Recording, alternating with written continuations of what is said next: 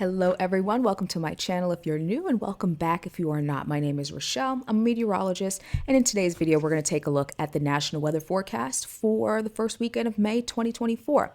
But before I get started, I just want to let everyone know I am trying to raise money. May is Lupus Awareness Month, so I am wearing my lupus gear. I've got my lupus shirt on as well. Trying to raise $500 for the Lupus Foundation of America. A little bit of a backstory. I was diagnosed with lupus back in 2009, so this is a cause very close to my heart. If you're able, if you're willing, I do have a progress banner here, and I will try to keep this up for the entire video, and I'll have more information on the Lupus Foundation of America, as well as my donation link, if you are so inclined and able to do so. We are going to get into the forecast. Here's a look at Saturday morning. We're going to have a cold front that's moving through the middle part of the country, and we're also going to have a system actually back to the west as well as into the east as well. But the area in the central part of the country, very similar to a lot of other weather patterns we've seen over the last couple of weeks, is going to prompt some severe weather for the folks in the middle of the U.S. It's eventually going to keep moving off to the east, as is the system back off to the west, bringing some rain, bringing potentially a few thunderstorms out west as well, maybe some thundersnow in parts of the mountains of California, so that might be something to look out for. Cold front continues to push eastward as we head from Sunday into Monday. Here is the severe weather risk for Saturday, May 4th. So there is a level 1 in the deep green and a level 2 in the yellow. As far as the tornado risk for those areas, 2 and 5%, which doesn't sound like a lot, but just any increase in a chance for tornadoes is definitely something to be monitored. Wind threat, that wind threat extends more so from just Texas, New Mexico area through Oklahoma, Arkansas, Missouri, parts of Iowa, and even into some zones. Most of Illinois does have a slightly increased wind threat. As far as hail, kind of similar. We have that threat from areas of New Mexico and Texas all the way through Oklahoma, Missouri, and into Illinois.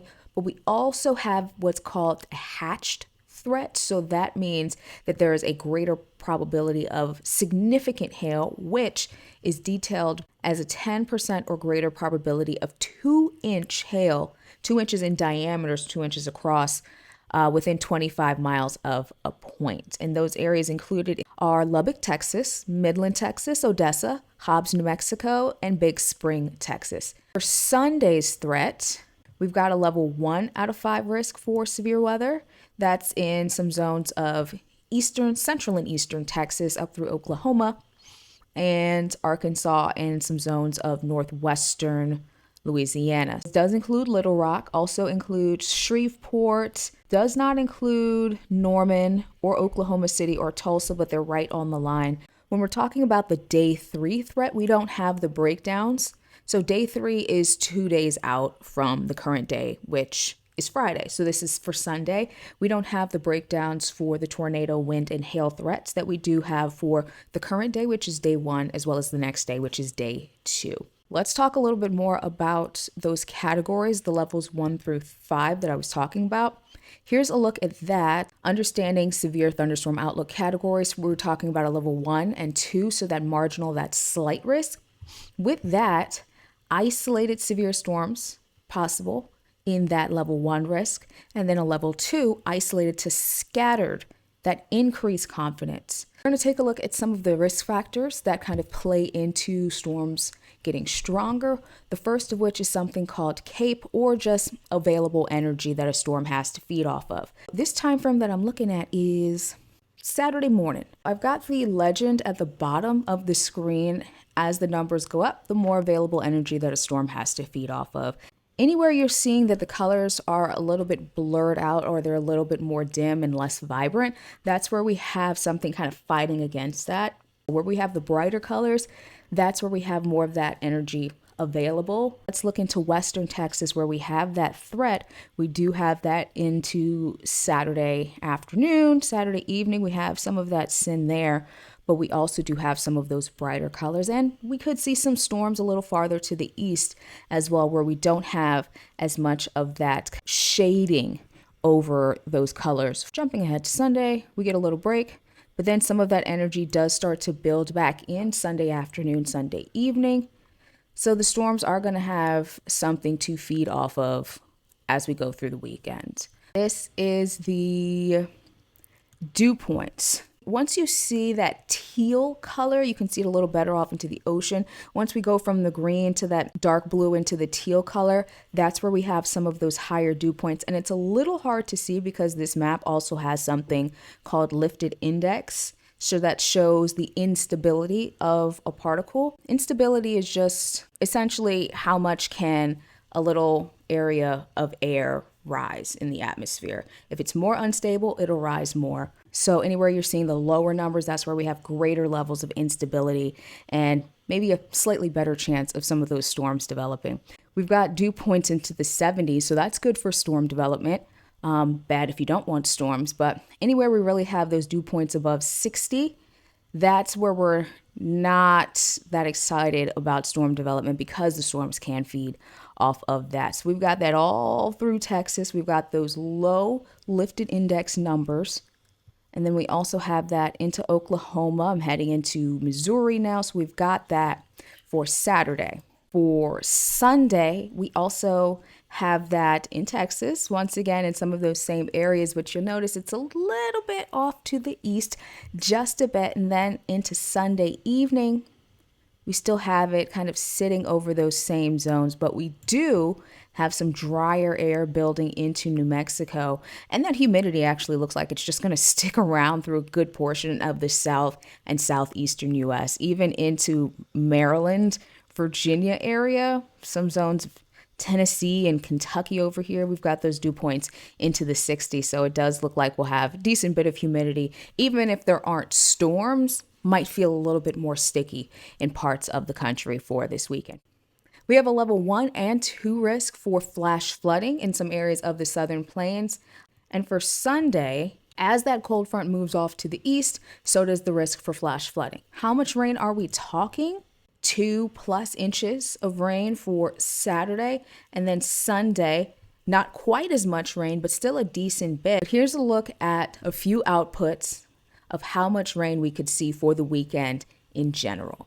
2, 3, maybe over 4 inches of rain. This is ending early on Monday morning and going back 48 hours. So Saturday morning to Monday morning is what we're looking at here. So this model has some zones in North Texas heading back into Western Texas, 3, 4 inches. This second model doesn't have quite as much for the weekend, but it does still have some zones 2, maybe 2 to 3+ inches, but it has it a little farther south into Texas. And then finally, just another output for that still has some of the heaviest rainfall totals in Texas. Still some rain back off to the east, a little bit of snow out west as well. Let's talk a little bit more about that snow threat.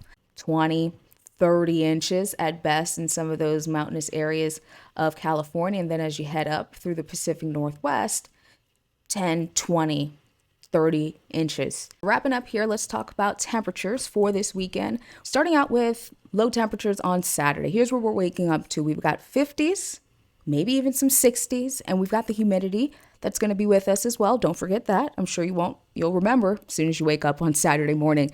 For the southern parts of the country, even some of those areas like Phoenix, Las Vegas, Southern California, still waking up in the 60s. Mild start to your Saturday for sure for some parts of the country. High temperatures on Saturday though, 80s, 90s for a good deal of the southern tier of the country, but we do have some cooler zones into the upper Midwest areas like Montana, some zones of the Pacific Northwest too, and then even into New England, high temperatures getting into the 60s probably for Saturday. Waking up on Sunday, here's what we're looking at. Decently cool start for most of the country, but we still have some of that lingering humidity into the southern tiers of the U.S., southeastern U.S., but areas where we were talking about the heavy snowfall, we're waking up in the 20s in some of those mountainous regions. More of a winter feel there. We've got tale of two seasons going on for this weekend with summer for some of us and then winter for a few areas in the mountains. High temps on Sunday for some of us getting into the 80s and 90s. Decently warm for this time of year for a good chunk of the U.S. Looking toward New England and some areas of the Northwest, 50s, 60s for highs on Sunday. Here's a look at the May outlook for temperatures and precip for May. This was put out at the end of April, April 30th. Eastern half of the country looking like it's leaning toward above average temperatures for May. Doesn't tell us exactly how much above, but it's saying that it looks like it's going to be warmer. As far as precipitation goes, we've got a small area of the upper Midwest up into the Dakotas where we're leaning toward above normal precip, and then another area farther south where we have another zone of above normal precipitation. Some zones of far eastern Arizona through New Mexico and western Texas, we've got a small area of leaning toward below, and then for most of the state of Florida, it does look like it's going to be leaning toward below normal. So that is that for the first weekend of May. I hope you found this video useful. If you did, please share it with a friend. It really helps my channel out. Leave a comment if you found this useful as well, and give this video a thumbs up. As mentioned earlier, if you're interested on more information on the Lupus Foundation of America, or if you are willing to donate, if you're able and willing to donate, I will have more info on that in the description box below. Thank you so much for watching this video. My name is Rochelle, and if you're interested in more content like this, please make sure to subscribe to my channel, and I will see you next time.